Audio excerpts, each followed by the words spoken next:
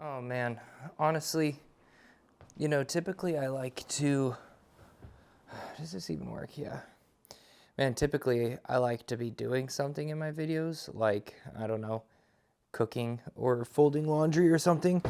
But dude, we just did 5 days of camp. It was actually not camp, it was a spring retreat. I didn't even stay the night overnight. I came back home because it was at a church right up the road. So I came back home and I hung out with my kids and I did all that stuff. But man, I'm telling you what, I am worn out. And it's not just physical exhaustion because I don't think I'm that physically tired, but mentally doing sermons every single day and prepping those. And then I'm going to preach again tomorrow at my church. So man, it just turns out to be a lot. You get tired, and nobody suffers like I suffer, right? So here I am. I just got the kids down to sleep. Hopefully they sleep. We'll see what happens, but I probably don't have long. But um, but that's okay. But I did want to say today's message was interesting for me. It caused a little bit of like reflection on my life. And I talked about a simple concept of simple obedience. And so one of the things that I asked these guys is like, think about some of the things that God has asked people to do in the Bible. And so you get Noah's Ark, right? He asked Noah to spend like 100+ years making this giant ark to like save all of humanity. And then you get Moses, who was like a single man up against an entire nation. That's insane. And God is going to use this one dude to help like this entire nation become free. It's wild. And then you get Gideon, then you get Daniel, and you get David, and you get all of these people who have just had like extreme calling of God on their life, callings from God on their life that they were to step out into obedience to. But then fast forward a couple thousand years and you get to Saul. And we all know, or if you're watching this, I assume you know, but let's just get on the same page real quick. Saul was Paul before he was Paul, and he was a Pharisee. And his like career was going out and mowing down Christians. He just killed Christians all the time. He was a murderer, and the worst kind of murderer. He had the government stamp of approval to go out and murder, right? So he was a murderer without retribution. And then just Jesus met him at the road to Damascus and was like, "Yo, Saul, what up, dude? Why are you persecuting me?" This is a PJV. And Saul got blinded and he had to go to this other town. And then I look at Ananias. And pretty much right after this happens, Jesus shows up to Saul and he's like, Jesus shows up to Ananias and he's like, "Hey, Ananias, by the way, you need to go to this road called Straight and go to this guy's house. His name's Judah. There's going to be a guy there, Saul of Tarsus. You might have heard of him. I need you to go and pray with him." And that was it. I mean, Ananias voices concerns. He's like, "Hey, by the way, God, this thing you're asking me to do, Saul's actually like a murderer of people like me. I don't know if this is like a great thing." And God was like, "No, you're going to go anyway." And Ananias just did it. And it's wild to me that, uh, you know, it got me thinking about our life. And in our life as Christians, a lot of the times sometimes, maybe a handful of times in your life, you're going to have God tell you to do something big. For me, I feel like he told me to go down to Colorado and start the dwelling place. And then we moved back up to Alaska. And then I felt like he told me to go back to Anchorage and start the dwelling place church in Anchorage. And that's where I am today, doing exactly that. And so those are like the two big things that I feel like God has asked me to do. But I mean, I'm almost 32. I turn 32 next week. And God has asked me to do like two big things, That's not that much. But then I look back in my life and I'm like, dude, God is asking me to do a lot of little things, a lot of a lot of things like Ananias. The calling for Ananias wasn't that big of a thing. The scariest part is that Saul was a guy who typically murders people like Ananias. So that was scary. But the call in itself was just, hey, go down the street a little bit and go pray for this guy. That was it. Very, very simple. Very simple. And yet, the outcome of that was astronomical. Saul got prayed for, the scales of his eyes fell to the ground, and then Saul became Paul, and he was the greatest missionary of all time. And we have a majority of the New Testament was written by him, and we're still learning from the letters to the churches from Paul 2,000 years later. And you can look that it stems back to a man named Ananias just obeying the simplest of promptings of the Lord to go pray for the guy. That was it. And I think that we have a misunderstanding that when God tells us to do something is going to be this like big biblically like proportionate calling, right? And we wait our whole life waiting for that one huge calling that God is telling us to do. And then we miss out on like the tons of little tiny things that actually make up the relationship and build up the faith between you and God. I mean, it's being obedient in the little tiny tasks that allows God to build you up in character and build you up in faith and build you up in knowledge and build you up in wisdom and all of the things that he builds you up to. And then when he does eventually tell you to do the big thing, you have just hundreds of little tiny moments under your belt that build up that trust. So you can say, okay, you know what? I don't have the logistics for what's going to happen here. I don't know how the money's going to work. I don't know how the housing's going to work, whatever the situation. But I can look back and be like, but God was faithful in all of these little tiny things. So I'm just going to go for it. I'm just going to go for it.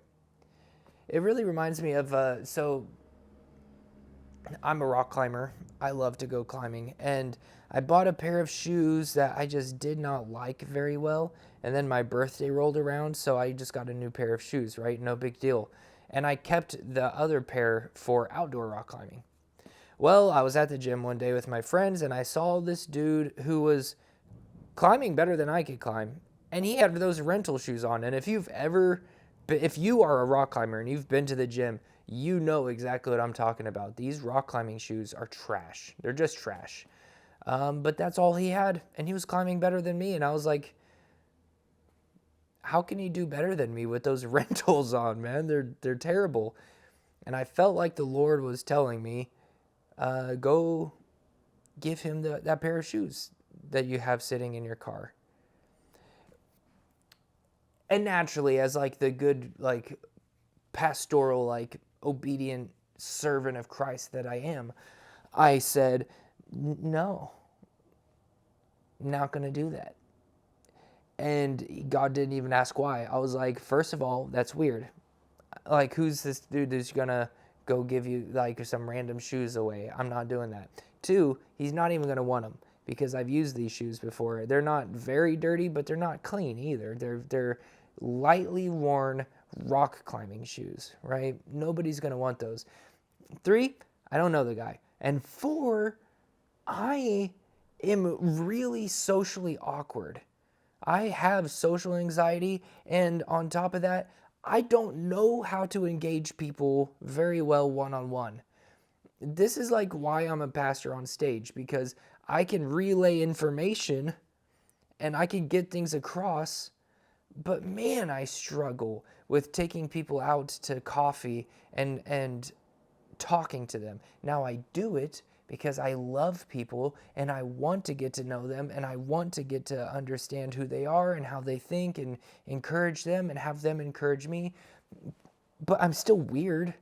I'm still like awkward when it comes to that, I just do it awkward. But the more that I kept rock climbing, the more I was like, I felt God like being like, you know, you're going to do it because I'm asking you to. So stop fighting it. Just go do it. So I would like walk close to the dude, and then I would just like stand there and just like turn around and like go away. And eventually I worked up the courage and I talked to him and I'm like, hey, my name's PJ. Good to meet you. And he's like, yo, what up? My name's Justin. And I'm like, this is a weird question, but these shoes that I have are like kind of new. But my other ones are still really good. And I see you have rentals on. Would you like to have them? And he was like, sure. And I was like, great, I'm going to go get them for you. And he's like, right now? And I'm like, yeah, or else I'm not going to do it. So I went and I gave him my shoes. And the most amazing thing happened. He became like one of my best friends here. He fit right into our group, our rock climbing group. And then he was at one of the first sessions of the dwelling place when we were at a basement in a Lutheran church. It was hard to get people to go to the basement of a Lutheran church on Saturday nights, but that's where we had our services. And he came once, he came twice, and then he came every single week up until the time that he was in the military and he got put on different orders and he left.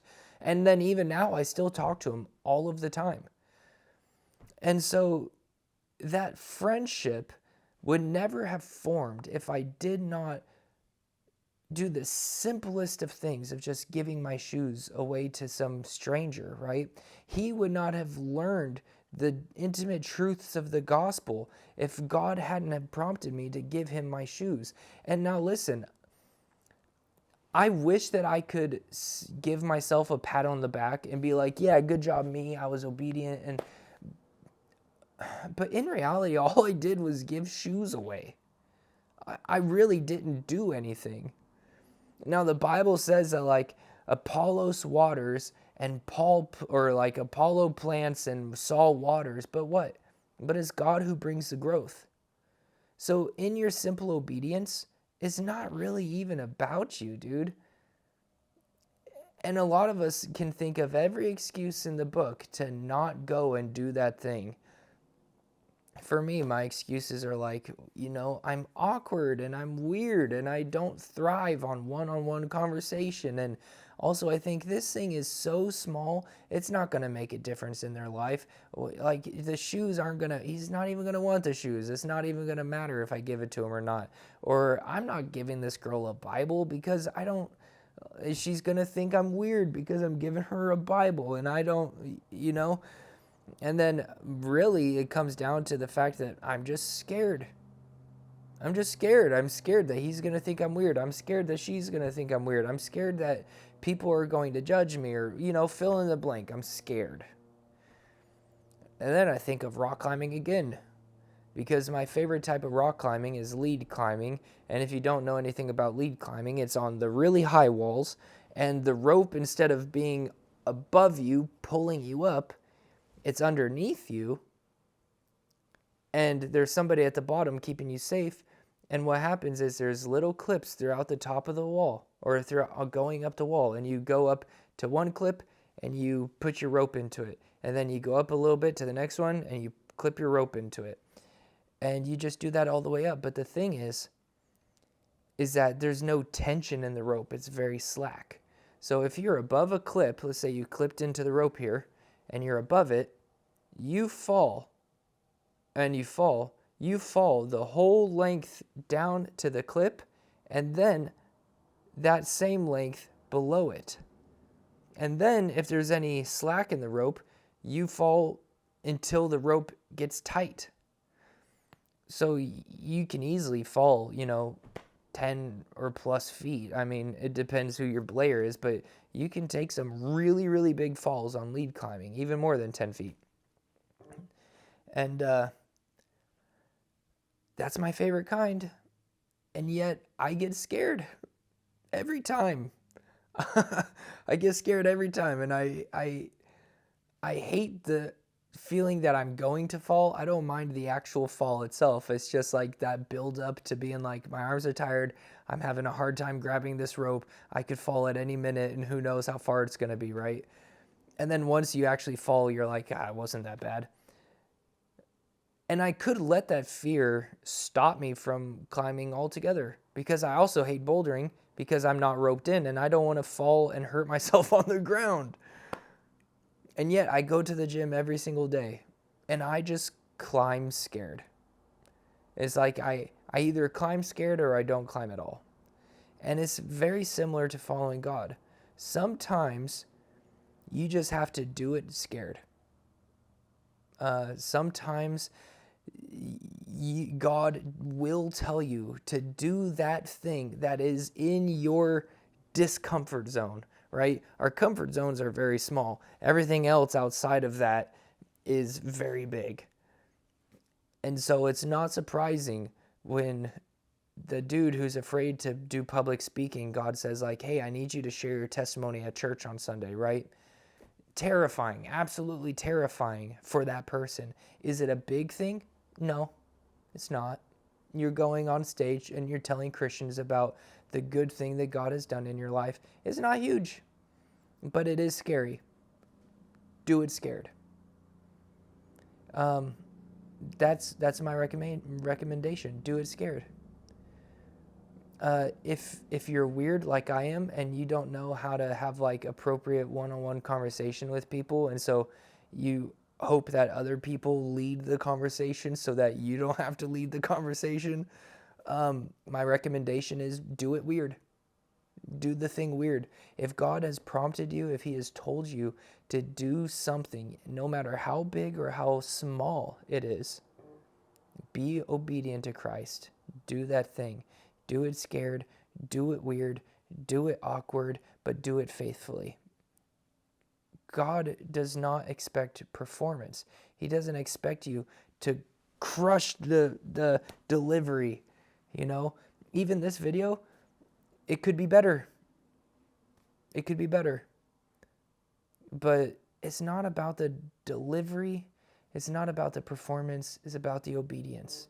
And God brings the growth. So be obedient in the small things. Say yes to God and be prepared to be moved by God. And you will see God move in mighty ways. That little yes from Ananias changed the future of the church. It changed the future of the church. And you never know the ripple effect that walking across the room and engaging with somebody is going to have on their life and the life of the whole world. You don't know. You do not know what God has in store. And it turns out that that tiny yes you may be saying might turn into one of the biggest things that ever happened in your life. So, I don't know. That's my encouragement to you today. I don't know. It's just a thought.